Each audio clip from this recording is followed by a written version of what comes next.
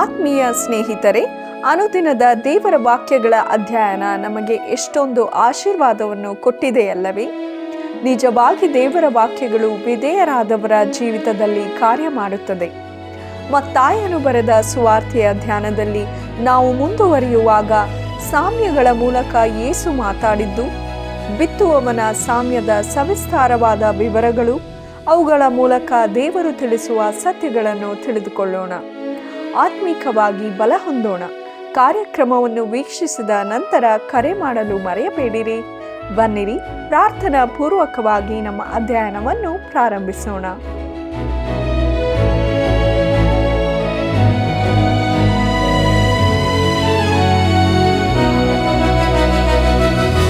ನೀವು ದೇವರ ಆಲಯವಾಗಿದ್ದೀರೆಂದು, ದೇವರ ಆತ್ಮನು ನಿಮ್ಮಲ್ಲಿ ವಾಸ ಮಾಡುತ್ತಾನೆಂದು ನಿಮಗೆ ಗೊತ್ತಿಲ್ಲವೋ? ಕೊರಿಂಥದವರಿಗೆ ಬರೆದ ಮೊದಲನೇ ಪತ್ರಿಕೆ 3ನೇ ಅಧ್ಯಾಯ 16ನೇ ವಚನ. ಆತ್ಮೀಯ ವೀಕ್ಷಕರೇ, ನಿಮ್ಮೆಲ್ಲರಿಗೂ ತುಂಬು ಹೃದಯದ ವಂದನೆಗಳು. ಈ ಸ್ವಾರ್ಥ ಸೇವೆಯಲ್ಲಿ ನಮ್ಮೊಂದಿಗೆ ಕೈ ಜೋಡಿಸಿದ್ದಕ್ಕಾಗಿ ಕೃತಜ್ಞತೆಗಳು. ಪ್ರಿಯರೇ, ನಮ್ಮ ಅಧ್ಯಯನವನ್ನು ಮುಂದುವರಿಸುವ ಹಾಗೆ ಫಲವಿಲ್ಲದ ಬದಲಾವಣೆ ಎಂಬ ವಿಚಾರವನ್ನು ನೋಡೋಣ. ಮುಂದೆ ಯೇಸು ಬಹು ಗಂಭೀರವಾದ ಮತ್ತು ವಿಶೇಷವಾದ ಒಂದು ಸಾಮ್ಯವನ್ನು ಹೇಳುತ್ತಾನೆ. ಮತ್ತಾಯನ ಬರೆದ ಸುವಾರ್ತೆ 12ನೇ ಅಧ್ಯಾಯ 43ನೇ ವಚನವನ್ನು ನೋಡಿರಿ. ದೆವ್ವವು ಮನುಷ್ಯನನ್ನು ಬಿಟ್ಟು ಹೋದ ಮೇಲೆ ವಿಶ್ರಾಂತಿಯನ್ನು ಹುಡುಕುತ್ತಾ ನೀರಿಲ್ಲದ ಸ್ಥಳಗಳಲ್ಲಿ ತಿರುಗಾಡುತ್ತದೆ ಎಂಬುದಾಗಿ. ಒಬ್ಬನಲ್ಲಿದ್ದ ದೆವ್ವವು ಅವನನ್ನು ಬಿಟ್ಟು ಹೋಗುವಾಗ ಆ ಮನುಷ್ಯನು ತಾನು ಈಗ ಪೂರ್ಣ ಶುದ್ಧನಾಗಿದ್ದೇನೆಂದು ನೆನೆಸುತ್ತಾನೆ. ಆದರೆ ಏನಾಗುತ್ತದೆಂದು ನೋಡಿರಿ. ಮತ್ತಾಯನ ಬರೆದ ಸುವಾರ್ತೆ 12ನೇ ಅಧ್ಯಾಯ 44ನೇ ವಚನವನ್ನು ಗಮನಿಸಿರಿ. ವಿಶ್ರಾಂತಿ ಸಿಕ್ಕದ ಕಾರಣ ಅದು ನಾನು ಬಿಟ್ಟು ಬಂದ ನನ್ನ ಮನೆಗೆ ತಿರುಗಿ ಹೋಗುತ್ತೇನೆ ಅಂದುಕೊಂಡು ಬಂದು ಆ ಮನೆ ಒಕ್ಕಲಿಲ್ಲದ್ದು, ಗುಡಿಸಿ ಅಲಂಕರಿಸಿದ್ದು ಆಗಿರುವುದನ್ನು ಕಂಡು ಎಂಬುದಾಗಿ. ಪ್ರಿಯರೇ, ಇದರ ಅರ್ಥ ಕೇವಲ ಸುಧಾರಣೆಯಿಂದ ಯಾವ ಪ್ರಯೋಜನವೂ ಇಲ್ಲ. ಪ್ರಿಯ ಸ್ನೇಹಿತನೇ, ನೀನು ಅನೇಕ ಕಾರ್ಯಗಳನ್ನು ಬಿಟ್ಟು ಬಿಡಬಹುದು, ಆದರೆ ಅದು ನಿನ್ನನ್ನು ಕ್ರೈಸ್ತನನ್ನಾಗಿ ಮಾಡುವುದಿಲ್ಲ. ಈ ಗಳಿಗೆಯಲ್ಲೇ ಲೋಕದ ಎಲ್ಲ ಜನರು ಪಾಪ ಕೃತ್ಯಗಳನ್ನು ಬಿಟ್ಟು ಬಿಡುವುದಾದರೂ ಮುಂದಿನ ಕ್ಷಣದಲ್ಲೇ ಎಲ್ಲರೂ ಕ್ರೈಸ್ತರಾಗುವುದಿಲ್ಲ. ಯಾಕಂದರೆ ಪಾಪದ ಕಾರ್ಯಗಳನ್ನು ಬಿಟ್ಟ ಮಾತ್ರಕ್ಕೆ ಒಬ್ಬನು ಕ್ರೈಸ್ತನಾಗುವುದಿಲ್ಲ. ನಮ್ಮ ಜೀವಿತದಲ್ಲಿ ಬೇಕಾದದ್ದು ಸುಧಾರಣೆಯಲ್ಲ, ಬದಲಾವಣೆ. ಮತ್ತಾಯನ ಬರೆದ ಸುವಾರ್ತೆ 12ನೇ ಅಧ್ಯಾಯ 45ನೇ ವಚನವನ್ನು ಗಮನಿಸಿರಿ. ಹೊರಟು ಹೋಗಿ ತನಗಿಂತ ಕೆಟ್ಟವುಗಳಾದ ಬೇರೆ 7 ದೆವ್ವಗಳನ್ನು ತನ್ನೊಂದಿಗೆ ಕರಕೊಂಡು ಬರುವುದು. ಅವು ಒಳಹೊಕ್ಕು ಅಲ್ಲಿ ವಾಸ ಮಾಡುವು. ಆಗ ಆ ಮನುಷ್ಯನ ಅಂತ್ಯಸ್ಥಿತಿಯು ಮೊದಲಿಗಿಂತ ಕೆಟ್ಟದ್ದಾಗುವುದು. ಇದರಂತೆಯೇ ಈ ಕೆಟ್ಟ ಸಂತತಿಗೆ ಆಗುವುದು ಅಂದನು ಎಂಬುದೇ. ಪ್ರಿಯ ವೀಕ್ಷಕರೇ, ನಮ್ಮಲ್ಲಿ ಇದೇ ಪರಿಸ್ಥಿತಿ ಇರುತ್ತದೆ. ರಕ್ಷಿಸಲ್ಪಡದಿರುವ ಸಭಾ ಸದಸ್ಯರು ಅತ್ಯಂತ ಕಠಿಣ ವ್ಯಕ್ತಿಗಳಾಗಿರುತ್ತಾರೆ. ಯಾಕಂದರೆ ತಾವು ಸರಿಯಾಗಿದ್ದೇವೆಂದು ಅವರು ನೆನೆಸಿಕೊಳ್ಳುತ್ತಾರೆ. ಅವರು ತಮ್ಮನ್ನು ತಾವು ಸುಧಾರಿಸಿಕೊಂಡಿದ್ದಾರೆ. ಆಂತರ್ಯವನ್ನು ಗುಡಿಸಿ ಶುದ್ಧ ಮಾಡಿ ಅಲಂಕಾರಿಕವಾಗಿ ಮಾಡಿ ಖಾಲಿಯಾಗಿ ಇಟ್ಟುಕೊಂಡಿದ್ದಾರೆ. ಅವರು ಒಂದು ಖಾಲಿ ಇರುವ ಮನೆಯ ಹಾಗಿದ್ದಾರೆ. ದೆವ್ವಗಳು ಕೇವಲ ಒಳಗೆ ಹೊಕ್ಕು ವಾಸ ಮಾಡುವುದಷ್ಟೇ ಆಗಿದೆ. ಆಗ ಸೈತಾನನು ಅಂಥವರನ್ನು ತನ್ನ ನಿಯಂತ್ರಣಕ್ಕೆ ತರುತ್ತಾನೆ. ಆದರೆ ಅವರಿಗೆ ಅದು ತಿಳಿಯುವುದಿಲ್ಲ. ಈ ರೀತಿಯ ಸುಧಾರಣೆಯು ಮರಣವೂ ನಾಶನವೂ ಆಗಿದೆ. ಆದರೆ ಪುನರ್ಜನ್ಮವು ಜೀವವೂ ಸ್ವಾತಂತ್ರ್ಯವೂ ಆಗಿದೆ. ಪ್ರಿಯ ವೀಕ್ಷಕರೇ, ಈ ಅಧ್ಯಾಯದ ಕೊನೆಯ ಭಾಗವು ಇನ್ನೂ ಆಶ್ಚರ್ಯ ಹುಟ್ಟಿಸುವಂಥದ್ದಾಗಿದೆ ಮತ್ತು ಅದು ಹಿಂದಿನ ಭಾಗಕ್ಕೆ ಹೊಂದಿಕೆಯಾಗಿರುವಂತಿದೆ. ತಾಯಿ ಮಗನ ಸಂಬಂಧಕ್ಕಿಂತಲೂ ರಕ್ತ ಸಂಬಂಧಕ್ಕಿಂತಲೂ ಹೆಚ್ಚಿನ ಸಂಬಂಧ ಹೊಂದಿದೆ. ಇದು ಕರ್ತನಾದ ಯೇಸು ಕ್ರಿಸ್ತನಲ್ಲಿ ನಂಬಿಕೆಯಿಡುವ ಮೂಲಕ ಆತನ ಮೂಲಕವೇ ದೇವರೊಂದಿಗೆ ಉಂಟಾಗುವ ಸಂಬಂಧವಾಗಿದೆ. ಅದೇನೆಂಬುದಾಗಿ ನೋಡೋಣ. ಮತ್ತಾಯನ ಬರೆದ ಸುವಾರ್ತೆ 12ನೇ ಅಧ್ಯಾಯ 46ನೇ ವಚನದಿಂದ 49ನೇ ವಚನದವರೆಗೆ ಗಮನಿಸಿರಿ.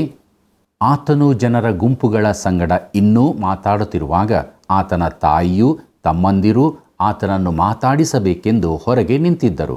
ಆಗ ಒಬ್ಬನು, ಇಗೋ, ನಿನ್ನ ತಾಯಿಯೂ ನಿನ್ನ ಸಹೋದರರು ನಿನ್ನನ್ನು ಮಾತಾಡಿಸಬೇಕೆಂದು ಹೊರಗೆ ನಿಂತಿರುತ್ತಾರೆ ಅಂದನು. ಅದಕ್ಕಾತನು ಆ ಮಾತು ಹೇಳಿದವನಿಗೆ, ನನಗೆ ತಾಯಿ ಯಾರು, ನನಗೆ ಸಹೋದರರು ಯಾರು ಎಂದು ಹೇಳಿ ಶಿಷ್ಯರ ಕಡೆಗೆ ಕೈ ತೋರಿಸಿ, ಈಗೋ ನನ್ನ ತಾಯಿ, ನನ್ನ ಸಹೋದರರು ಎಂಬುದೇ. ಪ್ರಿಯ ವೀಕ್ಷಕರೇ, ಈಗಿನ ದಿನಗಳಲ್ಲಿನ ಅತೀ ಬಲವಾದ ಸಂಬಂಧವೆಂದರೆ ಒಬ್ಬ ವಿಶ್ವಾಸಿಗೂ ಕ್ರಿಸ್ತನಿಗೂ ಇರುವ ಸಂಬಂಧವಾಗಿದೆ. ಪ್ರಿಯ ಮಿತ್ರನೇ, ನೀನು ದೇವರ ಮಗುವಾಗಿದ್ದು ನಿನ್ನ ಮನೆಯ ಇತರರು ರಕ್ಷಣೆ ಹೊಂದದೇ ಇರುವುದಾದರೆ ನೀನು ನಿನ್ನ ಸ್ವಂತದವರಿಗಿಂತಲೂ ನಿನ್ನ ಸ್ವಂತ ತಾಯಿಗಿಂತಲೂ ಯೇಸು ಕ್ರಿಸ್ತನಿಗೆ ಸಮೀಪಸ್ಥನಾಗಿರುತ್ತಿ. ನಿನ್ನ ಮನೆಯಲ್ಲಿನ ರಕ್ಷಣೆ ಹೊಂದದವರಿಗಿಂತ ವಿಶ್ವಾಸಿಗಳೊಂದಿಗೆ ನಿನಗೆ ಹೆಚ್ಚಿನ ಸಂಬಂಧವಿರುತ್ತದೆ. ಇದು ವಿಶೇಷವಾದ ಸಂಗತಿ. ಯೇಸು ಒಂದು ಹೊಸ ಸಂಬಂಧದ ಕುರಿತು ಮಾತನಾಡುತ್ತಿದ್ದಾನೆ. ಮತ್ತಾಯನು ಬರೆದ ಸುವಾರ್ತೆ 12ನೇ ಅಧ್ಯಾಯ 50ನೇ ವಚನವನ್ನು ಗಮನಿಸಿರಿ. ಪರಲೋಕದಲ್ಲಿರುವ ನನ್ನ ತಂದೆಯ ಚಿತ್ತದಂತೆ ನಡೆಯುವವನೇ ನನಗೆ ತಮ್ಮನೂ ತಂಗಿಯೂ ತಾಯಿಯೂ ಆಗಬೇಕು ಅಂದನು ಎಂಬುದೇ. ಪ್ರಿಯ ಮಿತ್ರನೇ, ತಂದೆಯ ಚಿತ್ತ ಏನಾಗಿದೆ? ನೀನು ಕರ್ತನಾದ ಯೇಸು ಕ್ರಿಸ್ತನ ಮಾತನ್ನು ಕೇಳಿ ಆತನನ್ನು ಅಂಗೀಕರಿಸಿ ನಂಬಬೇಕೆಂಬುದೇ. ಪ್ರಿಯರೇ, ಮುಂದಕ್ಕೆ ನಾವು ಮತ್ತಾಯನು ಬರೆದ ಸುವಾರ್ತೆಯ 13ನೇ ಅಧ್ಯಾಯದ ಧ್ಯಾನಕ್ಕೆ ಮುಂದೆ ಸಾಗೋಣ. ಇದರ ಮುಖ್ಯ ಪ್ರಸ್ತಾಪ ಪರಲೋಕ ರಾಜ್ಯದ ಕುರಿತಾದ ಸಾಮ್ಯಗಳು. ಇಸ್ರಾಯೇಲ್ಯರು ಅದನ್ನು ನಿರಾಕರಿಸಿದ ಬಳಿಕ ರಾಜನು ಈ ಲೋಕದಲ್ಲಿ ತನ್ನ ರಾಜ್ಯವನ್ನು ಸ್ಥಾಪಿಸಲು ಹಿಂತಿರುಗಿ ಬರುವವರೆಗಿನ ಅವಧಿಗೆ ಬೇಕಾದ ಮಾರ್ಗವನ್ನು ತೋರಿಸುತ್ತವೆ. ನಾವು ಹಿಂದೆ ನೋಡಿದಂತೆ ಮತ್ತಾಯನ ಸುವಾರ್ತೆಯು ಸತ್ಯವೇದಕ್ಕೆ ಮೂಲ ಸುವಾರ್ತೆಯಾಗಿದೆ. ಅದು ಹಳೆ ಒಡಂಬಡಿಕೆಗೂ ಹೊಸ ಒಡಂಬಡಿಕೆಗೂ ತೆರೆದ ಬಾಗಿಲಾಗಿದೆ. ಇದು ಸರಿಯೆಂದಾದರೆ ಮತ್ತಾಯನ ಸುವಾರ್ತೆಯ 13ನೇ ಅಧ್ಯಾಯವು ಈ ಸುವಾರ್ತೆಗೆ ಮುಖ್ಯ ಕೀಲಿಕೈಯಾಗಿದೆ. ಹಾಗಿರುವಾಗ ಈ 13ನೇ ಅಧ್ಯಾಯವು ಅತೀ ಪ್ರಾಮುಖ್ಯವಾದದ್ದಾಗಿದೆ. ಪ್ರಿಯರೇ, ಬೇರೆಲ್ಲ ಕಡೆಗಿಂತ ಇಲ್ಲಿ ಪರಲೋಕ ರಾಜ್ಯವೆಂದರೆ ಏನು ಎಂಬುದು ಬಹಳ ವಿವರವಾಗಿ ಹೇಳಲ್ಪಟ್ಟಿದೆ. ಈ ಭಾಗಕ್ಕೆ ನಾವು ರಹಸ್ಯ ಸಾಮ್ಯಗಳ ಉಪದೇಶ ಎಂದು ಹೆಸರಿಡೋಣ. ಮತ್ತಾಯನ ಸುವಾರ್ತೆಯ 3 ಪ್ರಮುಖ ಪ್ರವಚನ ಭಾಗಗಳಲ್ಲಿ ಇದು ಒಂದು. ಮೊದಲನೆಯದು ಪರ್ವತ ಪ್ರಸಂಗವು ಭೂತಕಾಲದ ಕಡೆಗೆ ನೋಡುತ್ತದೆ. ಅದು ದೇಶಕ್ಕೆ ಕೊಡಲ್ಪಟ್ಟ ಕಟ್ಟಳೆಗಳಾಗಿವೆ. ಎರಡನೇದು ರಹಸ್ಯ ಸಾಮ್ಯಗಳ ಪ್ರವಚನ. ಈ ದಿನಗಳಲ್ಲಿ ಪರಲೋಕ ರಾಜ್ಯದ ಸ್ಥಿತಿಗತಿಗಳ ಕುರಿತಾಗಿ ತಿಳಿಸುತ್ತದೆ. ಮೂರನೆಯದು ಎಣ್ಣೆ ಮರಗಳ ತೋಪಿನ ಪ್ರವಚನ, ಭವಿಷ್ಯದ ಕಡೆಗೆ ನೋಡುವಂಥದ್ದಾಗಿದ್ದು ರಾಜನ ಆಗಮನ ಹಾಗೂ ಈಗಿನ ಯುಗದ ನಂತರದ ಕುರಿತು ತಿಳಿಸುತ್ತದೆ. ಪ್ರಿಯ ವೀಕ್ಷಕರೇ, ಕರ್ತನಾದ ಯೇಸುವು ಸ್ಥಾನಿಕನಾದ ಯೋಹಾನನಂತೆ ದೇವರ ರಾಜ್ಯವು ಸಮೀಪವಾಗಿದೆ, ದೇವರ ಕಡೆಗೆ ತಿರುಗಿಕೊಳ್ಳಿರಿ ಎಂದು ಪ್ರಸಂಗಿಸಿದನು. ಮತ್ತಾಯನ ಬರೆದ ಸುವಾರ್ತೆ 4ನೇ ಅಧ್ಯಾಯ 17ನೇ ವಚನ. ಮತ್ತು ಆ ರಾಜ್ಯದ ಕಟ್ಟಳೆಗಳನ್ನು ಪರ್ವತ ಪ್ರಸಂಗದಲ್ಲಿ ನಿರೂಪಿಸಿದನು ಮತ್ತು ರಾಜನಾಗಿ ತನಗೆ ಅಧಿಕಾರವಿದೆ ಎಂಬುದನ್ನು ತೋರಿಸಿ ತನ್ನ ಶಿಷ್ಯರನ್ನು ಸಂದೇಶದೊಂದಿಗೆ ಕಳುಹಿಸಿದನು. ಆ ಸಂದೇಶ ತಿರಸ್ಕರಿಸಲ್ಪಟ್ಟಿತು. ಇಸ್ರಾಯೇಲ್ಯರು ತಮ್ಮ ರಾಜನನ್ನು ತಿರಸ್ಕರಿಸಿದರು. ಆದ್ದರಿಂದ ತನ್ನ ಮಹತ್ ಕಾರ್ಯಗಳು ವಿಶೇಷವಾಗಿ ನಡೆದ ಊರುಗಳಿಗೂ ಅಲ್ಲಿನ ಧಾರ್ಮಿಕ ನಾಯಕರಿಗೂ ಕರ್ತನು ದಂಡನೆಯನ್ನು ಮುಂತಿಳಿಸಿದನು. ಅವರು ಸೂಚಕ ಕಾರ್ಯಕ್ಕಾಗಿ ಕೇಳಿಕೊಂಡಾಗ ಯೋನನ ಘಟನೆಗಿಂತ ಬೇರೆ ಸೂಚಕ ಕಾರ್ಯ ಅಗತ್ಯವಿಲ್ಲ ಎಂದು ಹೇಳಿದನು. ಯೋನನು ಪುನರುತ್ಥಾನದ ಸೂಚನೆಯಾಗಿದ್ದನು. ಈ ಘಟನೆ ಬೇಗದಲ್ಲೇ ಕ್ರಿಸ್ತನಲ್ಲಿ ನೆರವೇರಲಿಕ್ಕಿತ್ತು. ಕಡೆಗೆ ಆತನು ವೈಯಕ್ತಿಕ ಕರೆಯನ್ನು ಕೊಡುತ್ತಾನೆ. ಈಗ ಪ್ರಶ್ನೆ ಏಳುತ್ತದೆ, ಪರಲೋಕ ರಾಜ್ಯದ ಸ್ಥಿತಿಯೇನು? ಕರ್ತನು ತನ್ನ ಪ್ರಥಮ ಬರೋಣದ ಅವಧಿಯಲ್ಲಿ ಅದನ್ನು ಸ್ಥಾಪಿಸುವುದಿಲ್ಲವೆಂಬುದು ಸ್ಪಷ್ಟವಾಗಿದೆ. ಹಾಗಾದರೆ ಕ್ರಿಸ್ತನ ಶ್ರಮೆ ಹಾಗೂ ಮಹಿಮೆಯ ಬರೋಣದ ನಡವಣ ಅವಧಿಯಲ್ಲಿ ಪರಲೋಕ ರಾಜ್ಯವು ಏನಾಗುತ್ತದೆ? ಈ ಅವಧಿಯಲ್ಲಿ ಪರಲೋಕ ರಾಜ್ಯದ ಸ್ಥಿತಿಯ ಕುರಿತಾಗಿ 7 ಅಥವಾ 8 ಸಾಮ್ಯಗಳ ಮೂಲಕ ಕರ್ತನು ನಮಗೆ ತಿಳಿಸುತ್ತಿದ್ದಾನೆ. ಇವುಗಳನ್ನು ನಾವು ನಿಗೂಢ ಸಾಮ್ಯಗಳೆಂದು ಕರೆಯುತ್ತೇವೆ. ಯಾಕಂದರೆ ಸತ್ಯವೇದದಲ್ಲಿ ನಿಗೂಢವೆಂದರೆ ಕೆಲವು ಕಾಲ ಮರೆಯಾಗಿದ್ದು ಬಳಿಕ ಪ್ರಕಟವಾಗುವ ಸಂಗತಿಯಾಗಿರುತ್ತದೆ. ಇದರ ಪ್ರಕಾರ ಸಭೆಯು ಒಂದು ನಿಗೂಢ ರಹಸ್ಯವಾಗಿದೆ. ಯಾಕಂದರೆ ಹಳೆ ಒಡಂಬಡಿಕೆಯಲ್ಲಿ ಅದು ಕಂಡುಬರುವುದಿಲ್ಲ. ಕ್ರಿಸ್ತನ ಮರಣ ಪುನರುತ್ಥಾನಗಳ ಬಳಿಕ ಅದು ಪ್ರಕಟಿಸಲ್ಪಟ್ಟಿತು. ಕ್ರಿಸ್ತನು ಸತ್ತು ತಿರುಗಿ ಎದ್ದು ಬರುವ ತನಕ ಸಭೆ ಎಂಬುದು ಇರಲಿಲ್ಲ. ಎಫೆಸದವರಿಗೆ ಬರೆದ ಪತ್ರಿಕೆ 5ನೇ ಅಧ್ಯಾಯ 25ನೇ ವಚನದಲ್ಲಿ ಕ್ರಿಸ್ತನು ಸಭೆಯನ್ನು ಪ್ರೀತಿಸಿದ ಪ್ರಕಾರವೇ ನಿಮ್ಮ ಹೆಂಡತಿಯರನ್ನು ಪ್ರೀತಿಸಿರಿ, ಆತನು ಅದನ್ನು ಪ್ರತಿಷ್ಠೆ ಪಡಿಸುವುದಕ್ಕಾಗಿ ತನ್ನನ್ನು ಒಪ್ಪಿಸಿಬಿಟ್ಟನು ಎಂದು ಬರೆದದೆ. ಪ್ರಿಯರೇ, ಪರಲೋಕ ರಾಜ್ಯವು ಸಭೆಗೆ ಸಮಾನಾರ್ಥಕ ಪದವಲ್ಲ. ಹಾಗೆಯೇ ಸಭೆಯೂ ಪರಲೋಕ ರಾಜ್ಯಕ್ಕೆ ಸಮಾನಾರ್ಥಕ ಪದವೂ ಅಲ್ಲ. ಈಗಿನ ಪರಲೋಕ ರಾಜ್ಯವೆಂದರೆ ಎಲ್ಲ ಕ್ರೈಸ್ತತ್ವವು, ಅಂದರೆ ಕ್ರೈಸ್ತತ್ವವು ಪ್ರಬಲವಾಗಿರುವ ಭೂಮಿಯ ಪ್ರದೇಶಗಳು, ಅಂದರೆ ಸಭೆಯು ಕ್ರೈಸ್ತತ್ವದ ಒಂದು ಭಾಗವಾಗಿದೆ, ಪೂರ್ಣ ಕ್ರೈಸ್ತತ್ವವಲ್ಲ. ಪರಲೋಕ ರಾಜ್ಯವನ್ನು ಇಸ್ರಾಯೇಲರೆದುರು ತೆರೆದಿಟ್ಟಾಗ ಅವರು ಅದನ್ನು ತಿರಸ್ಕರಿಸಿದ ಬಳಿಕ ರಾಜ್ಯವು ಯಾವ ದಿಕ್ಕಿನ ಕಡೆಗೆ ಸಾಗುತ್ತಿದೆ ಎಂಬುದನ್ನು ಈ ನಿಗೂಢ ಸಾಮ್ಯಗಳು ತೋರಿಸುತ್ತವೆ. ಕ್ರಿಸ್ತನು ನಿರಾಕರಿಸಲ್ಪಟ್ಟ ಸಮಯಕ್ಕೂ ಆತನು ಈ ಭೂಮಿಗೆ ಅರಸನಾಗಿ ಬರುವುದಕ್ಕೂ ನಡವಣ ಅವಧಿಯಲ್ಲಿ ಏನು ಸಂಭವಿಸಲಿಕ್ಕಿವೆ ಎಂಬುದನ್ನು ಅವು ತಿಳಿಸುತ್ತವೆ. ಪ್ರಿಯರೇ, ಈ ಮೇಲಿನ ಅವಧಿಯನ್ನು ಕರ್ತನು ತನ್ನ ಸಾಮ್ಯಗಳ ಮೂಲಕ ಪೂರ್ತಿಗೊಳಿಸುತ್ತಾನೆ. ಆದ್ದರಿಂದ ಅವು ಅತೀ ಪ್ರಾಮುಖ್ಯವಾದವುಗಳೆಂದು ನಾನು ತಿಳಿಯುತ್ತೇನೆ. ಈ ಅಧ್ಯಾಯವನ್ನು ನಾವು ಪ್ರಾರಂಭಿಸುವಾಗ ಯೇಸುವಿನ ಕ್ರಿಯೆಗಳು ಬಹು ಆಸಕ್ತಿಕರವಾಗಿದೆ ಎಂಬುದನ್ನು ಗಮನಿಸಿರಿ. ಮತ್ತಾಯನು ಬರೆದ ಸುವಾರ್ತೆ 13ನೇ ಅಧ್ಯಾಯ ಮೊದಲಿನ 2 ವಚನಗಳನ್ನು ನನ್ನೊಂದಿಗೆ ಗಮನಿಸಿರಿ. ಆ ದಿವಸದಲ್ಲಿ ಯೇಸು ಮನೆಯಿಂದ ಹೊರಟು ಸಮುದ್ರದ ದಡದಲ್ಲಿ ಕೂತುಕೊಂಡನು. ಬಹಳ ಜನರು ಆತನ ಬಳಿಗೆ ಕೂಡಿ ಬಂದದ್ದರಿಂದ ಆತನು ದೋಣಿ ಹತ್ತಿ ಕೂತುಕೊಂಡನು. ಆ ಜನರೆಲ್ಲರೂ ದಡದಲ್ಲಿ ನಿಂತಿದ್ದರು ಎಂಬುದಾಗಿ.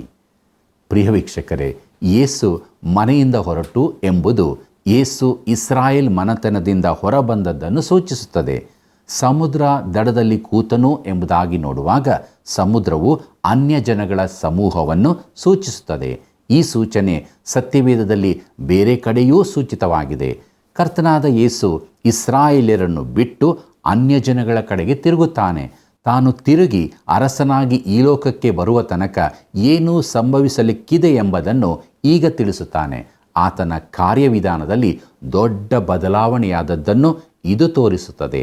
ಆತನ ಮಾತು ಕೇಳಲು ಬಹಳ ಜನರು ಸೇರಿ ಬಂದಿದ್ದರು. ಜನರು ದಡದಲ್ಲಿ ನಿಂತಿರುವಾಗ ಆತನು ದೋಣಿ ಹತ್ತಿ ಕೂತುಕೊಂಡು ಮಾತನಾಡತೊಡಗಿದನು. ಪ್ರಿಯರೇ, ಮುಂದಕ್ಕೆ ನಾವು ಬಿತ್ತುವವನ ಸಾಮ್ಯ ಎಂಬ ವಿಚಾರವನ್ನು ನೋಡೋಣ. ಕರ್ತನಾದ ಯೇಸು ಈ ಅಧ್ಯಾಯದಲ್ಲಿ ಅನೇಕ ಸಾಮ್ಯಗಳನ್ನು ಹೇಳಿದರೂ 2ರ ಅರ್ಥವನ್ನು ಮಾತ್ರ ಹೇಳುತ್ತಾನೆ. ಅವು ಬಿತ್ತುವವನ ಸಾಮ್ಯ ಹಾಗೂ ಗೋಧಿ ಹಣಜಿಗಳ ಸಾಮ್ಯ. ಈ ಅರ್ಥ ವಿವರಣೆಯು ಇತರ ಸಾಮ್ಯಗಳಲ್ಲಿನ ಸಂಜ್ಞಾರ್ಥಕವನ್ನು ತಿಳಿಯುವುದಕ್ಕೆ ಸಹಕಾರಿಯಾಗಿದೆ.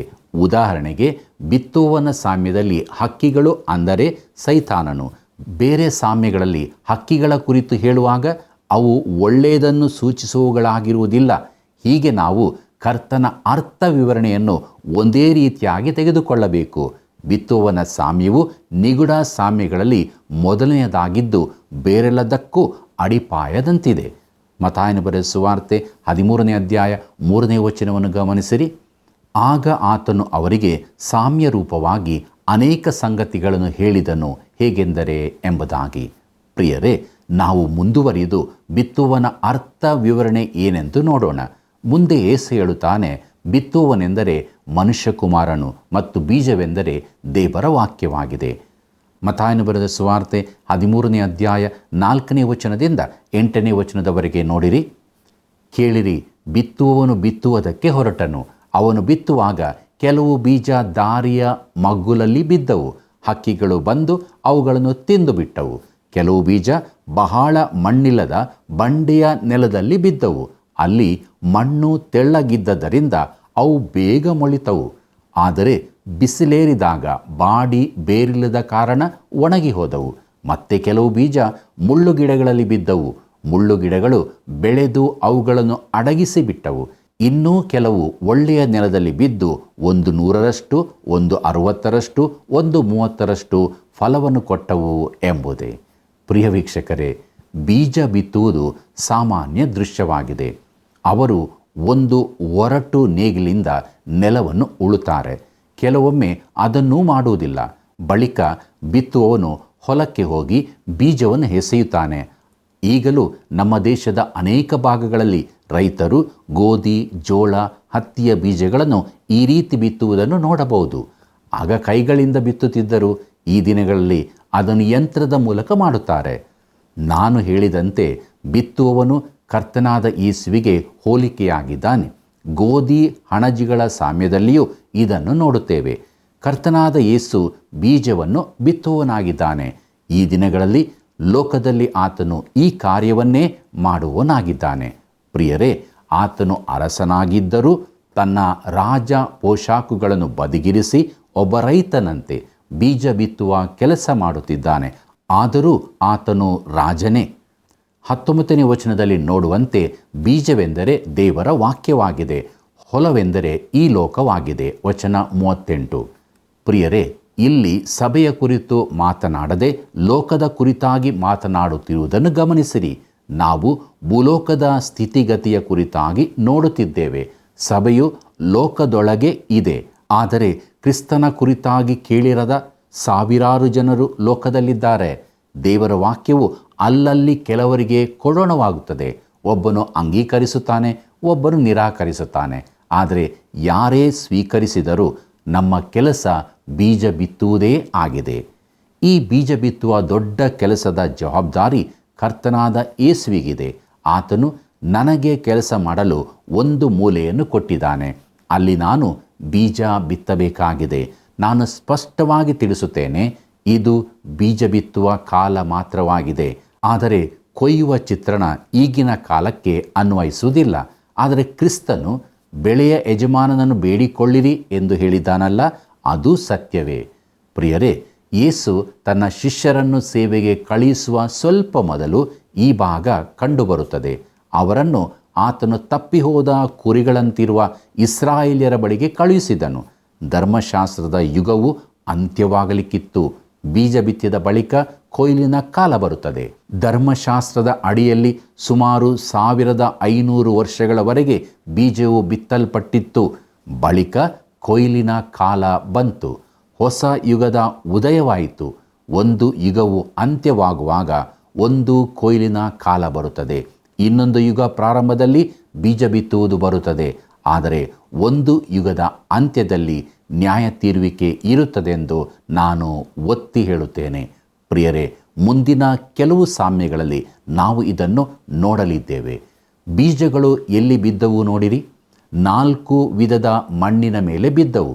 ಅವುಗಳಲ್ಲಿ 3/4 ಬೀಜಗಳು ಬೆಳೆಯುವುದಿಲ್ಲ, ಸತ್ತು ಹೋಗುತ್ತವೆ.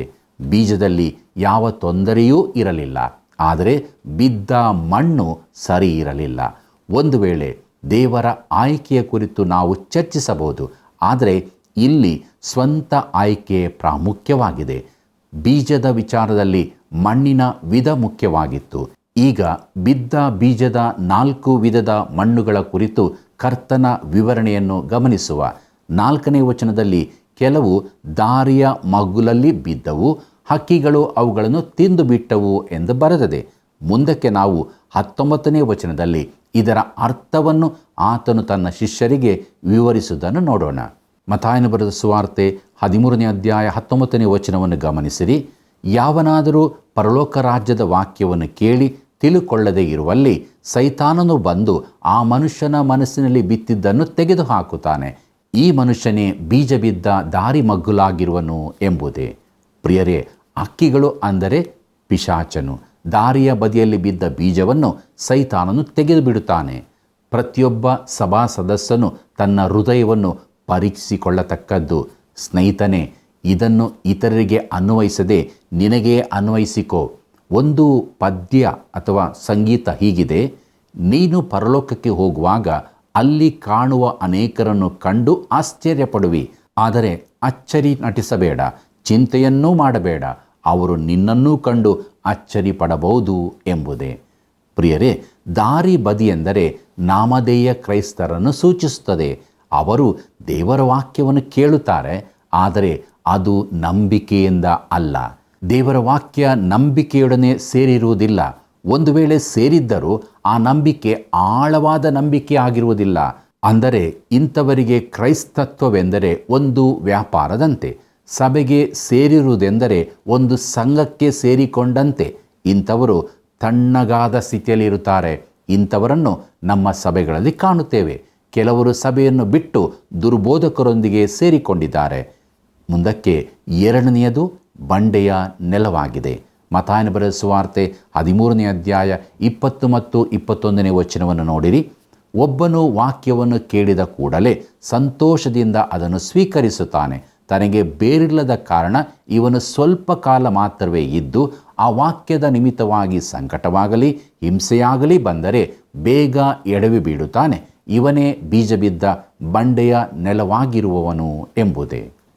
ಪ್ರಿಯ ವೀಕ್ಷಕರೇ, ಈ ಬಂಡೆಯ ನೆಲದಂಥವರು ಮೊದಲನೇ ಗುಂಪಿಗೆ ವ್ಯತಿರಿಕ್ತರಾಗಿರುತ್ತಾರೆ. ದಾರಿ ಬದಿಯ ಬೀಜಗಳನ್ನು ಸೈತಾನನು ತೆಗೆದುಬಿಟ್ಟನು. ಆದರೆ ಇಲ್ಲಿನ ಜನರಿಗೆ ಮಾಂಸಿಕ ಭಾವವೇ ವೈರಿಯಾಗಿದೆ. ತಣ್ಣಗಾಗಿ ಹೋಗಿರುವ ಬದಲಿಗೆ ಅವರು ಉರಿಯುವವರಾಗಿದ್ದಾರೆ. ಬಿಸಿ ಭಾವನಾತ್ಮಕವಾಗಿ ಕಣ್ಣೀರು ಸುರಿಸುತ್ತಾ ಬಹಳವಾಗಿ ದುಃಖಿತರಂತಿರುತ್ತಾರೆ. ಇವರನ್ನು ನಾನು ಆಲ್ಕಾ ಸೆಲ್ಜರ್ ಕ್ರಿಶ್ಚಿಯನ್ನರು ಎಂದು ಕರೆಯುತ್ತೇನೆ. ಅವರಲ್ಲಿ ಬಹಳಷ್ಟು ಶಬ್ದಗಳಿವೆ. ಅವರು ಸೇವೆಯ ಸಮಯದಲ್ಲಿ ಉಡಾವಣಾ ವೇದಿಕೆಯಲ್ಲಿ ರಾಕೆಟ್ ಮಾಡುವಷ್ಟು ಗದ್ದಲ ಮಾಡುತ್ತಾರೆ. ಆದರೆ ಅವರು ಎಂದಿಗೂ ಕಕ್ಷೆಗೆ ಬರುವುದಿಲ್ಲ. ವಿಶೇಷ ಕೂಟಗಳ ಸಮಯದಲ್ಲಿ ಅತಿಯಾದ ಉತ್ಸಾಹ ಶಕ್ತಿ ತೋರಿಸುತ್ತಾರೆ. ಆದರೆ ಕೂಟ ಮುಗಿದ ಬಳಿಕ ಆರಿ ಹೋದ ದೀಪಗಳ ಹಾಗಿರುತ್ತಾರೆ. ಕೆಲ ವರ್ಷಗಳ ಹಿಂದೆ ನಾನು ನಮ್ಮ ನಗರವನ್ನು ಟ್ರೈನ್ನಲ್ಲಿ ದಾಟಿ ಹೋಗುತ್ತಿದ್ದೆ. ಟ್ರೈನ್ ಟ್ರ್ಯಾಕಿನ ಮೇಲೆ ಯಾರೋ ಕಾಗದಗಳನ್ನು ಬಿಸಾಡಿದ್ದರು. ಟ್ರೈನ್ ವೇಗವಾಗಿ ಹೋಗುವಾಗ ಈ ಕಾಗದಗಳು ಗಾಳಿಗೆ ಮೇಲಕ್ಕೆ ಹಾರಿ ಎಲ್ಲ ದಿಕ್ಕಿಗೂ ಹಾರಾಡಿತು. ಆದರೆ ಟ್ರೈನ್ ದಾಟಿ ಹೋದ ಮೇಲೆ ಆ ಕಾಗದಗಳು ಪುನಃ ನೆಲಕ್ಕೆ ಬಿದ್ದು ಅಲ್ಲೇ ಚಲನೆ ಇಲ್ಲದೆ ಇದ್ದವು. ಆ ಕಾಗದಗಳನ್ನು ನೋಡಿ ನಾನು ನನ್ನಲ್ಲೇ ನೆನೆಸಿದೆ. ಆ ಕಾಗದಗಳ ಹಾಗೆ ಅನೇಕ ಕ್ರೈಸ್ತರಿರುತ್ತಾರೆ. ವಿಶೇಷ ಕೂಟಗಳು ನಡೆಯುವಾಗ ಅವರು ಅತ್ಯುತ್ಸಾಹದಿಂದ ವರ್ತಿಸುತ್ತಾರೆ. ಆದರೆ ಅವರಿಗೆ ಕ್ರಿಸ್ತನೊಂದಿಗೆ ನಿಜವಾದ ಸಂಬಂಧ ಇರುವುದಿಲ್ಲ. ಅದು ಕೇವಲ ಭಾವಾವೇಶ ಮಾತ್ರ. ಇವರು ಬಂಡೆಯ ನೆಲವಾಗಿರುವವರು. ಮುಂದಕ್ಕೆ ನೋಡೋಣ. ಮತ್ತಾಯನ ಬರೆದ ಸುವಾರ್ತೆ 13ನೇ ಅಧ್ಯಾಯ 22ನೇ ವಚನವನ್ನು. ಒಬ್ಬನು ವಾಕ್ಯವನ್ನು ಕೇಳಿದಾಗ್ಯೂ ಪ್ರಪಂಚದ ಚಿಂತೆಯು ಐಶ್ವರ್ಯದಿಂದುಂಟಾಗುವ ಮೋಸವು ಈ ವಾಕ್ಯವನ್ನು ಅಡಗಿಸಿ ಬಿಡುವುದರಿಂದ ಫಲವನ್ನು ಕೊಡದೇ ಇರುತ್ತಾನೆ. ಇವನೇ ಮುಳ್ಳು ಗಿಡಗಳಲ್ಲಿ ಬೀಜ ಬಿದ್ದ ನೆಲವಾಗಿರುವವನು ಎಂಬುದೇ. ಪ್ರಿಯರೇ, ಈ ಮೂರನೇ ಗುಂಪಿನವರು ಮುಳ್ಳು ಗಿಡಗಳಲ್ಲಿರುವ ನೆಲವಾಗಿದ್ದಾರೆ. ಇಂಥವರು ವಾಕ್ಯ ಕೇಳಿದಂತೆ ಲೋಕವು ಅವರನ್ನು ಸುತ್ತುವರಿಯುತ್ತದೆ. ಕೆಲವೊಮ್ಮೆ ಬಡತನ, ಇನ್ನು ಕೆಲವೊಮ್ಮೆ ಐಶ್ವರ್ಯದಿಂದಾಗುವ ಮೋಸ. ಈ ರೀತಿಯ ಜನರಲ್ಲಿ ಸುವಾರ್ತೆ ಕೆಲಸ ನಡೆಸುವುದು ಬಹಳ ಕಷ್ಟಕರ. ಅನೇಕರು ಈ ಲೋಕದ ಚಿಂತೆಗಳಿಂದಾಗಿ ದೇವರ ವಾಕ್ಯ ತಮ್ಮಲ್ಲಿ ಬೆಳೆಯದಂತೆ ಮಾಡಿದ್ದಾರೆ. ಈ ಮೂರು ರೀತಿಯ ನೆಲದವರು ವಿಶ್ವಾಸಿಗಳ ಮೂರು ವಿಧಗಳನ್ನು ತೋರಿಸುವವರಲ್ಲ. ಅವರು ವಿಶ್ವಾಸಿಗಳೇ ಅಲ್ಲ. ಅವರು ದೇವರ ವಾಕ್ಯವನ್ನು ಕೇಳಿದ್ದಾರೆ, ಅದನ್ನು ಸ್ವೀಕರಿಸಿದವರ ಹಾಗೆ ನಟಿಸುತ್ತಾರೆ. ನಾವು ವಿಶ್ವಾಸದಲ್ಲಿ ಇದ್ದೇವೋ ಇಲ್ಲವೋ ಎಂಬುದನ್ನು ಪರೀಕ್ಷಿಸಿಕೊಳ್ಳುವುದು ಒಳ್ಳೆಯದು. ಆದರೆ ದೇವರಿಗೆ ಸ್ತೋತ್ರ, ಕೆಲವು ಬೀಜಗಳು ಒಳ್ಳೆಯ ನೆಲದಲ್ಲಿ ಬಿದ್ದವು. ಮತ್ತಾಯನ ಬರೆದ ಸುವಾರ್ತೆ 13ನೇ ಅಧ್ಯಾಯ 23ನೇ ವಚನವನ್ನು ಗಮನಿಸಿರಿ. ಒಬ್ಬನು ವಾಕ್ಯವನ್ನು ಕೇಳಿ ತಿಳುಕೊಂಡು ಫಲವಂತನಾಗಿ 100ರಷ್ಟಾಗಲಿ 60ರಷ್ಟಾಗಲಿ 30ರಷ್ಟಾಗಲಿ ಫಲವನ್ನು ಕೊಡುತ್ತಾನೆ. ಇವನೇ ಒಳ್ಳೆಯ ನೆಲವಾಗಿರುವವನು ಎಂದು ಹೇಳಿದನು ಎಂಬುದೇ. ಪ್ರಿಯರೇ, ಇವರು ದೇವರ ವಾಕ್ಯವನ್ನು ಸ್ವೀಕಾರ ಮಾಡಿ ತಿಳಿದುಕೊಳ್ಳುತ್ತಾರೆ. ಕೆಲವರು 30ರಷ್ಟು ಮಾತ್ರ, ಆದರೆ ಕೆಲವರು 100ರಷ್ಟು ಫಲ ಕೊಡುತ್ತಾರೆ. ದೇವರ ವಾಕ್ಯವನ್ನು ಕೇಳುವುದು ಮಾತ್ರವಲ್ಲದೆ ಅದನ್ನು ತಿಳುಕೊಳ್ಳಬೇಕು. ಐಥಿಯೋಪ್ಯದ ಕಂಚಿಕೆಯು ದೇವರ ವಾಕ್ಯವನ್ನು ಓದುತ್ತಿದ್ದನು, ಆದರೆ ಅವನಿಗೆ ಅದು ಅರ್ಥವಾಗಲಿಲ್ಲ. ಆದರೆ ಅದನ್ನು ತಿಳುಕೊಳ್ಳಬೇಕೆಂಬ ಮನಸ್ಸಿತ್ತು. ಆದ್ದರಿಂದ ದೇವರಾತ್ಮನು ಫಿಲಿಪ್ಪನನ್ನು ಆಧಾರಿಯಾಗಿ ಬರುವಂತೆ ಮಾಡಿದನು. ಅವನು ಆ ಐಥಿಯೋಪ್ಯನೊಂದಿಗೆ ಜೊತೆಯಾಗಿ ಪ್ರಯಾಣಿಸಿ ಅವನು ಪರಲೋಕಕ್ಕೆ ಸೇರುವಂತೆ ಮಾಡಿದನು. ಪ್ರಿಯರೇ, ಫಿಲಿಪ್ಪನು ದೇವರ ವಾಕ್ಯದ ಬೀಜವನ್ನು ಬಿತ್ತಿದನು. ಕರ್ತನಾದ ಯೇಸು ಕ್ರಿಸ್ತನು ಬೀಜ ಬಿತ್ತುವವನಾಗಿ ಲೋಕದಲ್ಲಿ ದೇವರ ವಾಕ್ಯವನ್ನು ಬಿತ್ತುತ್ತಾನೆ. ಪರಿಶುದ್ಧಾತ್ಮನು ನಂಬಬೇಕೆಂದು ಬಯಸುವ ಹೃದಯಕ್ಕೆ ಇದು ನಾಟುವಂತೆ ಮಾಡುತ್ತಾನೆ. ಹೀಗೆ ಇದು ಪರಲೋಕ ರಾಜ್ಯದ ಒಂದು ಪರಿಸ್ಥಿತಿಯಾಗಿದೆ. ಯೇಸು ಈ ಬಿತ್ತುವವನ ಸಾಮ್ಯವನ್ನು ಹೇಳಿದ ಬಳಿಕ ಒಂದು ಉತ್ತಮವಾದ ಮಾತನ್ನು ಹೇಳಿದನು. ತಿರುಗಿ ನಾವು ಈ ಅಧ್ಯಾಯದ 9ನೇ ವಚನಕ್ಕೆ ಬರೋಣ. ಮತ್ತಾಯನ ಬರೆದ ಸುವಾರ್ತೆ 13ನೇ ಅಧ್ಯಾಯ 9ನೇ ವಚನವನ್ನು ನೋಡಿರಿ. ಕಿವಿಯುಳ್ಳವನು ಕೇಳಲಿ ಅಂದನು ಎಂಬುದೇ.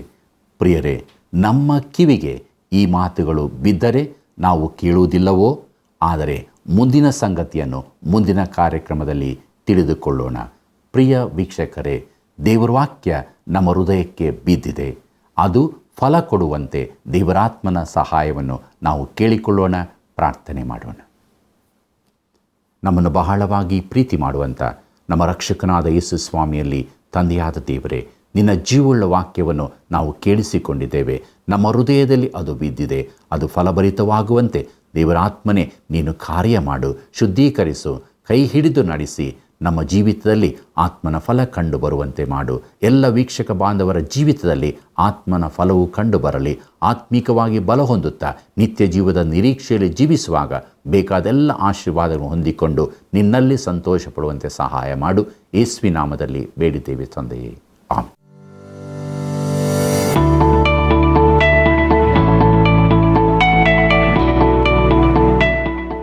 ಇಂದಿನ ಅಧ್ಯಯನಕ್ಕೆ ಒಂದು ಪ್ರಶ್ನೆ.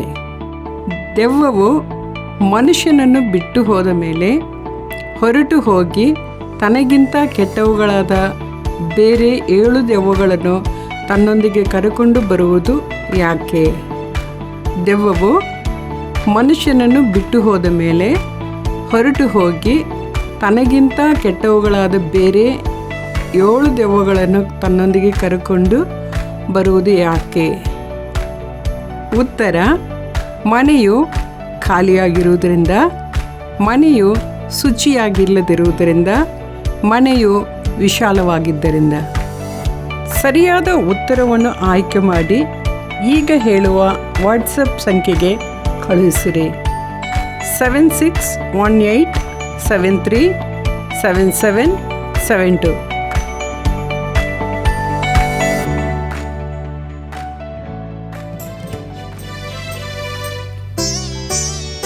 ನಮ್ಮ ಸೃಷ್ಟಿಕರ್ತನೇ, ಕಾಯ್ದು ನಡೆಸುವಾತನೇ, ತಂದೆಯೇ ನಿನಗೆ ಸ್ತೋತ್ರ.